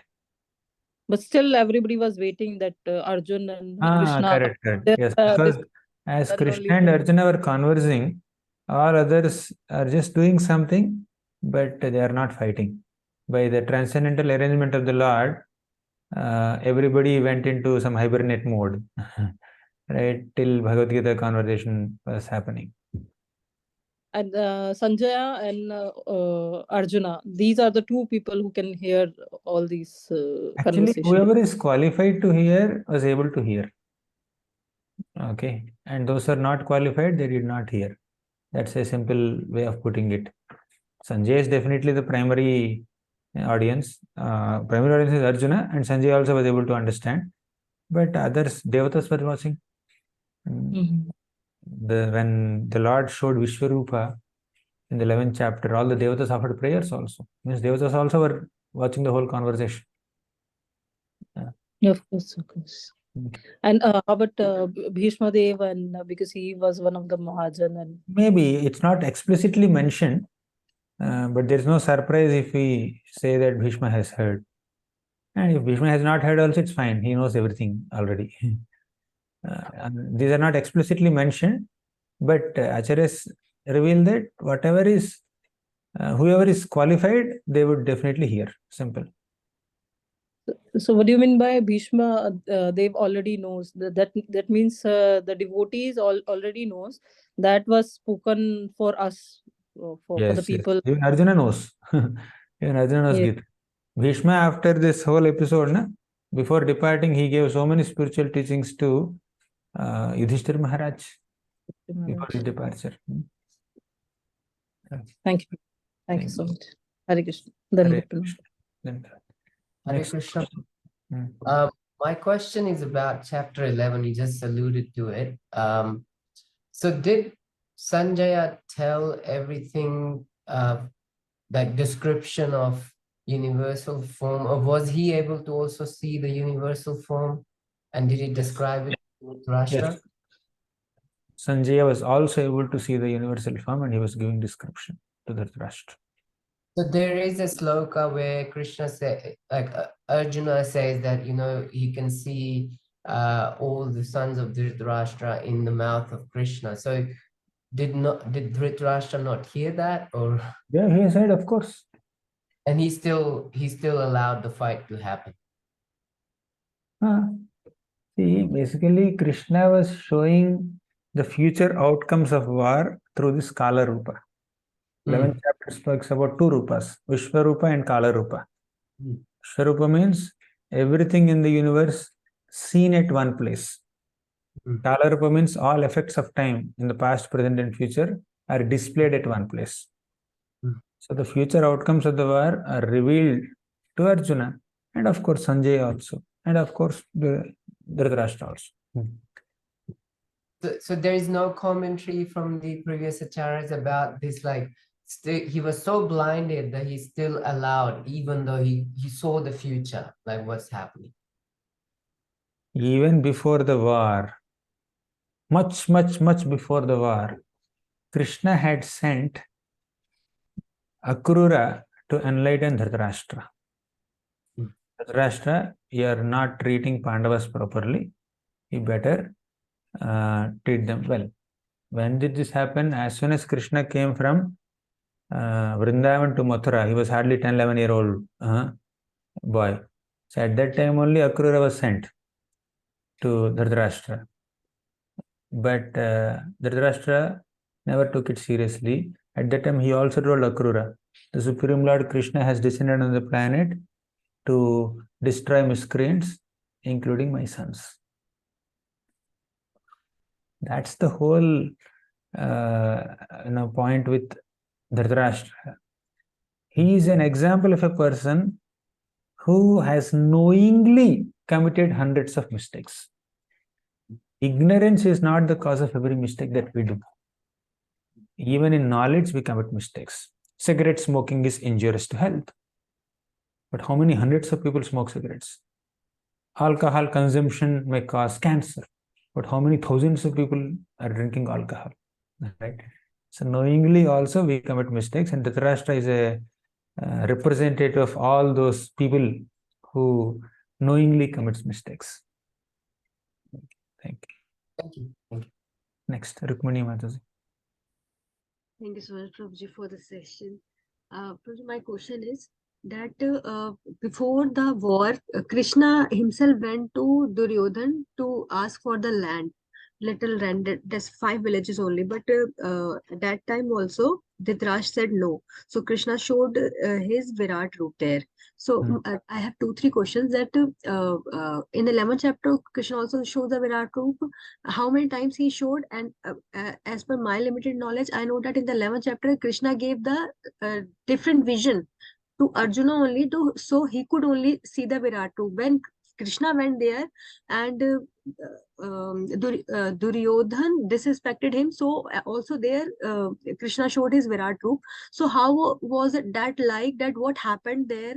That the scene I just want to know. I'm not aware. When Krishna went to Hastinapur and showed his Virat roop to Duryodhan and whoever was there, it's a different Virat roop. It's not same as what he showed to Arjuna. All of them can be called Virat roop or Vishwarup, but there the purpose was to display his powers, to kind of scare the Kurus or to enlighten Kurus. What can you expect in future? Okay. Otherwise, that is little different. It's a display of powers only.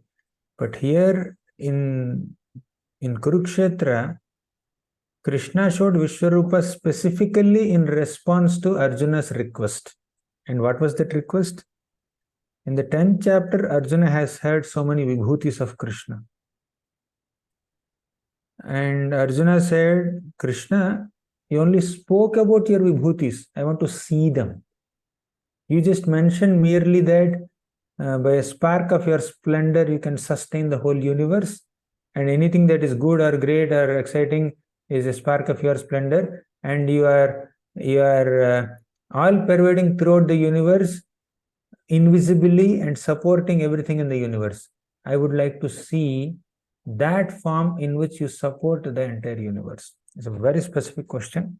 Then Krishna showed 2 rupas, Vishwarupa and Kala Rupa. Okay. So the Vishwarupa that Krishna showed in Hastinapur is just a trailer kind of thing. a smaller display where all these elaborate details in the universe are not displayed. Just little bit is shown. And Prabhuji, please help me to, Prabhuji, please help to understand that anything is related to Krishna is transcendental, but not Vishwarupa. Yes. It's material. Please, if you can help to. In one sense, everything related to Krishna is transcendental, and even Vishwarupa also, it's not spiritual, it is material, but still it is great, right? It is universe, it is great. We cannot undermine it. But the Lord is incomplete if he doesn't have a material aspect. If he has only spiritual aspect, if he doesn't have the material energy, he has only spiritual energy, he is incomplete, right? The Lord's energies can function in a spiritual way also, they can function in a material way also. Okay. And because it is material, it's not a permanent form. Virat Rupa is not a permanent form. It is not an eternal form. It doesn't have an existence in the spiritual world. What exactly is Virat Rupa? Virat Rupa is basically the material universe displayed as the form of the Lord. After all, it's material universe only. Material universe conceived to be or displayed as the form of the Lord, that has to be material. How can that be spiritual? Virat Rupa, Vishwarupa itself is Vishwa seen as his Rupa. Universe, material universe seen as his form. So that has to be material. So it's not spiritual, it's not permanent, it's not eternal. It doesn't have a place in the spiritual world. Okay.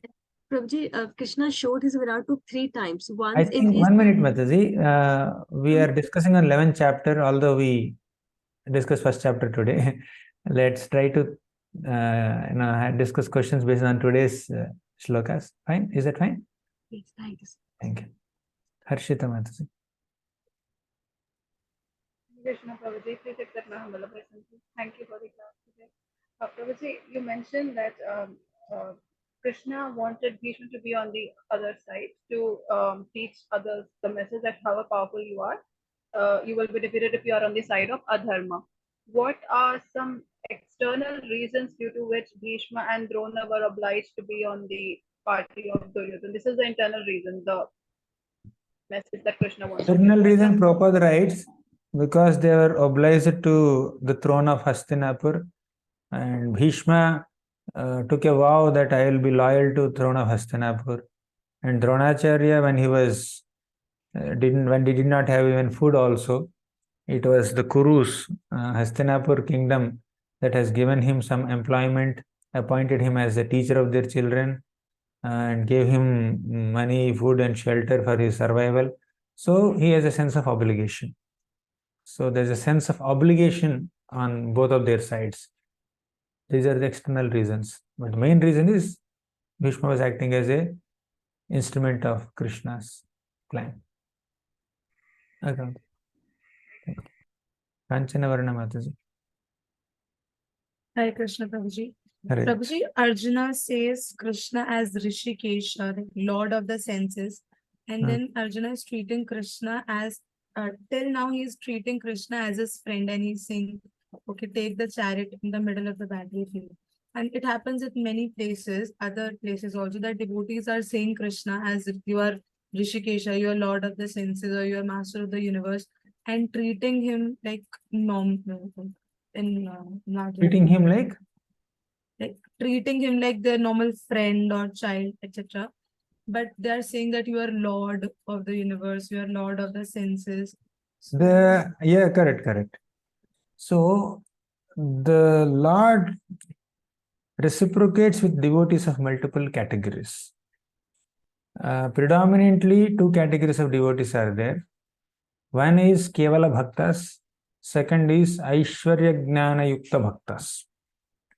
Kevala Bhaktas means those who purely love Krishna with absolutely no understanding that Krishna is God. Okay. For example, you take Vatsalya Bhaktas. Mother Yashoda's Vatsalya Bhakti is Kevala, means pure motherly love, she never considers Krishna as child.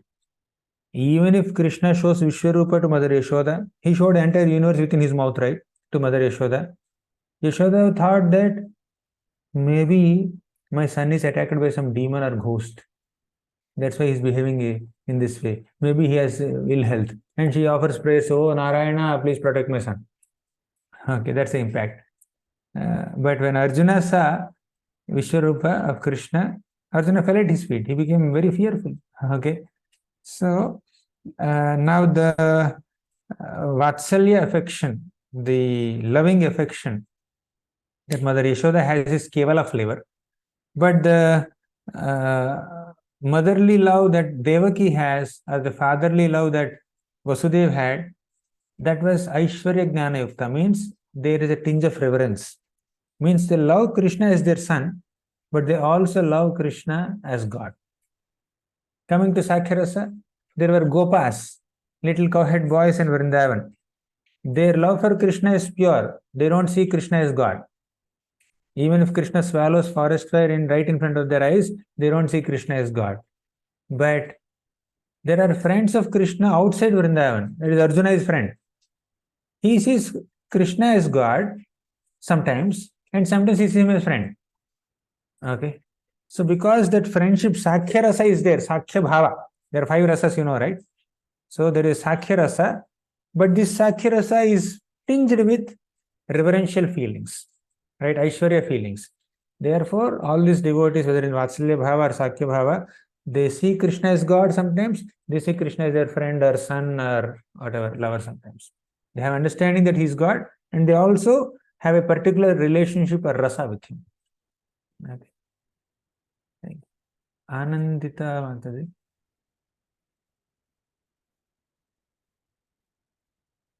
We can't hear you, Mataji.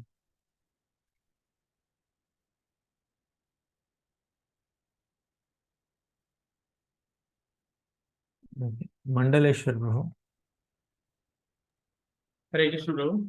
Prabhu, you are told that Krishna's and Arjun's counsel was transcendental, whereas remaining sound was not transcendental. Means who are Pandavas also blowing the horns of Yudhishthira and Bhima all were, they are not transcendental.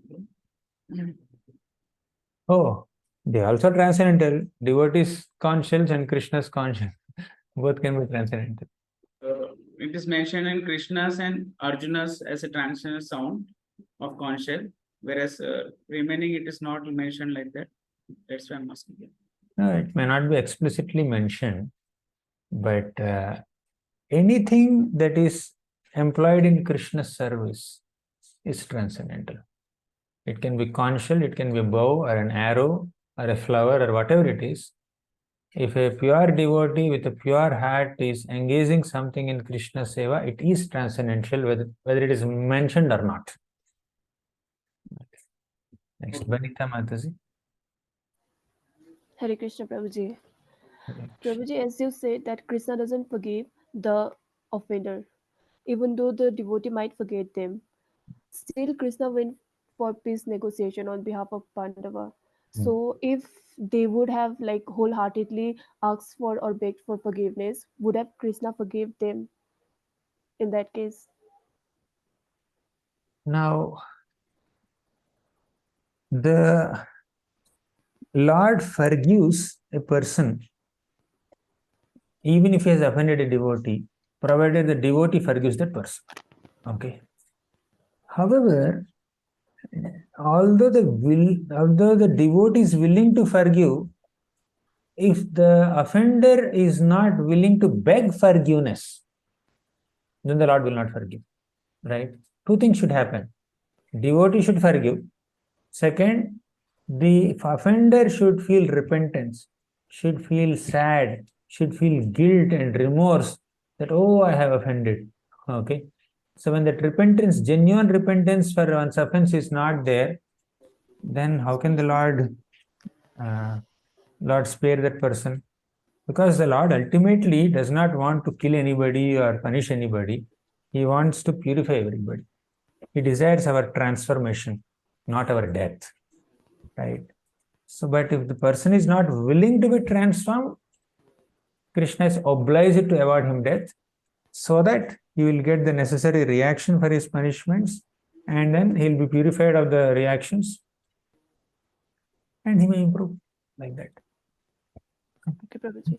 Prabhuji, what about if sometimes it may happen that unintentionally we might do some mistake which might offend the other devotees, but we won't know about it. So, Prabhuji, in that case, Yes. Now let me just add little more insight to the previous answer, then I'll come to your question, current question. okay, Prabhuji. Ambarish Maharaj, he was readily willing to forgive Durvasa Muni, right? But Durvasa Muni was being punished by, chased by Sudarshan Chakra. And he went to Brahmaloka, Shivaloka, and Vishnuluka also. The Lord said, no, you should go and fall at the feet of Ambarish Maharaj. So Ambarish Maharaj has already forgiven. Ambarish Maharaj has not taken it seriously at all, whatever Durvasa has done. But the Lord wanted the offender to humble himself in front of the Vaishnava whom he has offended. So devotees excusing, devotees forgiveness itself is not sufficient. Okay, devotees are always forgiving. They never take anything seriously. Pure devotees, I'm saying. Okay. So devotees forgiveness is not sufficient. The offender also should get transformed, should feel guilty, should honestly beg forgiveness. Okay. Then devotee will anyways forgive. Then that combination will work. Okay. It's not just devotee is excused and offender will just have a nice life. Coming to the other question, unknowingly if he commits some offense to another devotee, then the reaction will be less because you have not intentionally done it. However, there will be some reaction even when we commit an offense unknowingly. Therefore, one simple solution is that at the end of the day or once in a while, we can introspect on our own activities. Because, you know, in our day, typically in a day, we may perform certain activities. We know there are some activities that could potentially cause some inconvenience or some kind of difficulty to some devotees. We can reflect on those activities. Oh, I have done this, I have taken this decision. Did that affect this devotee? Let me just contemplate, just think a little bit. So every day, if we just introspect, take out 5 minutes or 10 minutes to introspect, to think, then we will be able to figure out our own mistakes. Generally, unintentional mistakes and small mistakes are not taken so seriously by devotees or by the Lord, because we are all work in progress. There will be some hiccups here and there. So the Lord will understand that much, right? He's growing. He wants to grow. She wants to grow. He understands. But something major is there, we'll understand it. So when we are honest enough to understand whom we have offended and how we have offended, the Lord will give us that understanding, then we should take necessary steps to rectify the situation. Makes sense, Mataji? Yes, Prabhuji. Thank you so much, Prabhuji. Next question.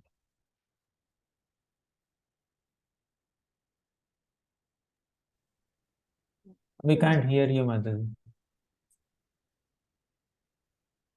Okay. Mangal Rukmani Mataji. Prabhuji, when we go out for book distribution, how to tell a normal person who doesn't know about much, but they say that we have Bhagavad Gita.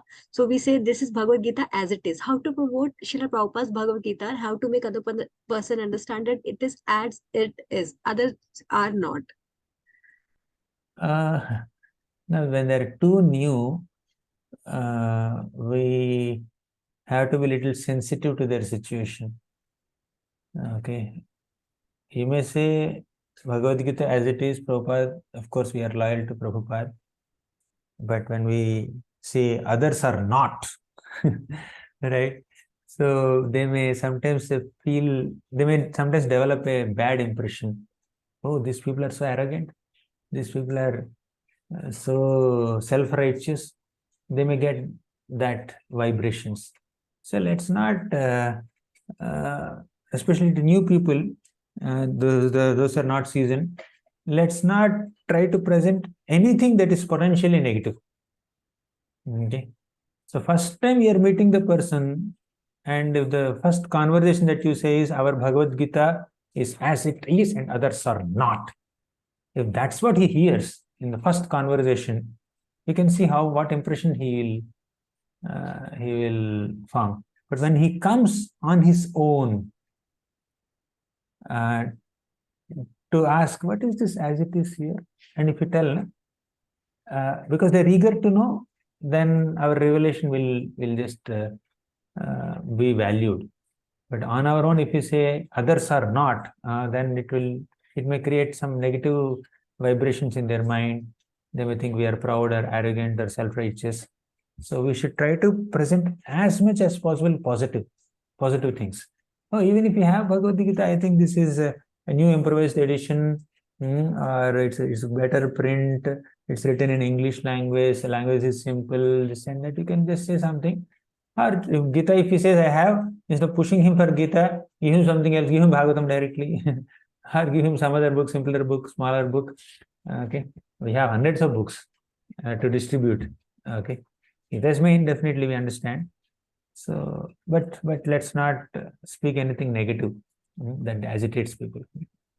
Thank you. Next, Dayana Vita Matavi.